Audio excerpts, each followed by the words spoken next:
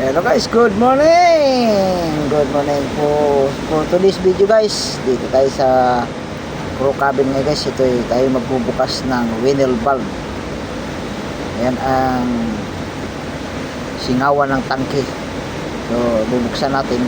I-maintenance natin. Titingnan natin loob. Ayan guys, tinanggal ko na yung bula. Uy, natanggal ang gasket. So yan gasket niya. Yan ang pag pumasok yung bula doon yan ang parang magsasara yung bula na yan. Ayan guys, binabalik ko na. Tapos na natin yung maintenance. Wala namang problema, so binabalik na natin. Ayan guys, madaling trabaho lang yan. Madaling trabaho lang guys. Ayan, basta tayo ng hats. Ayan, binabalik na natin yung cover. Kasama ko pala sisikan buson.